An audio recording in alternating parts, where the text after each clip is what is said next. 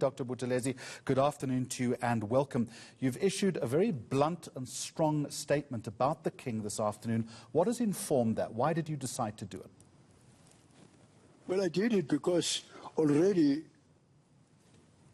and the whole royal family is agog, and they are very, very depressed, and all of us are very depressed about it. And what is worse is that in social media in Swaziland, they even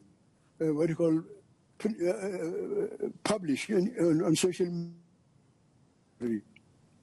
And therefore, early this morning, I received a call from the King's PA, actually at the palace, where the Queen Mother is, and where one of his queens lives, and other princes.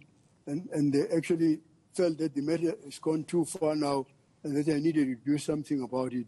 And that's the reason why I was prompted to issue that strong statement, because they are very, very hurt. All of us are very deeply hurt. Why anyone would be so cruel as actually manufacture, a fable like that about someone who is not, yes, truly enough, is in hospital, but is not frail, for that matter, talks. Look, for all practical purposes, he shows no frailty or about any illness except the problem of the levels of his glucose, which goes up and down. So just to give an accurate update then, Dr. Buthelezi, in for high glucose levels, does he remain in ICU, and when do you expect his discharge? Well, actually, I do not know when he'll be discharged. I think that is in the hands of the doctors. But actually, he has been taken there not because he's frail, that he needed, because people are taken to the ICU when they are frail, when actually nothing else can be done. But in his case, the purpose was actually to deal thoroughly with the problem, because he has been in another hospital here in Zululand, where they tried to deal with the problem, but it was not actually resolved. So then, as it went on, the Minister of Health, the Honorable Zulu King, arranged for a helicopter to pick him up and not to take him back to the hospital in Zululand, but to take him to another hospital in Durban, which has more facilities, so that the matter can be dealt with thoroughly at the hospital.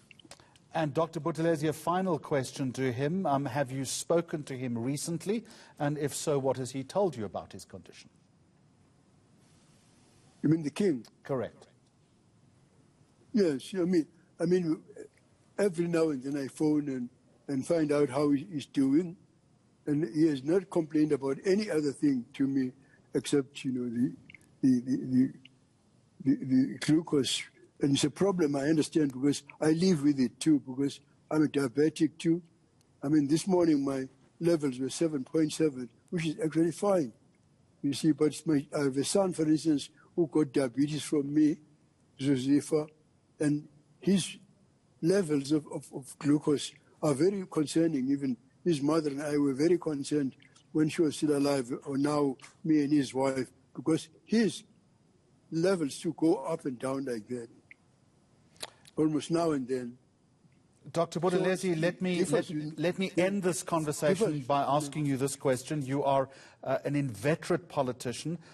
Normally, you would be watching the State of the Nation address with far more pomp and ceremony this evening than we're going to see this afternoon. What are your expectations from President Ramaphosa tonight? What does he need to say in terms of the economy, in terms of jobs, in terms of the pandemic? In fact, I pity the president myself, actually, because he's like someone, a magician that is supposed to get a rat out of a hat, because all of us know that our country is in dire straits, and that our economy is actually junk status, and that the COVID has devastated our economy. So actually, in fact, day before yesterday, the president phoned me to find out about the health of the King, and I informed him. And I said to him that I really thought I should encourage him, because as far as I'm concerned, compared to other countries, I think he has done fairly well in very difficult circumstances. So actually, I wouldn't say any more than that, about it, except that, of course, the problem is that while he's doing these great efforts, I mean, the stories that are coming out of the State Capture Commission about corruption and so on, and even about the PPEs, I mean, those are the things that really worry me as a politician, that while the president seems to be doing his best, his utmost best, but on the other hand, all these activities are actually undoing at the same time the good that he's doing. Dr. Buthelezi, thank you very much for joining us, and I wish you well. I appreciate your time. This is lunchtime.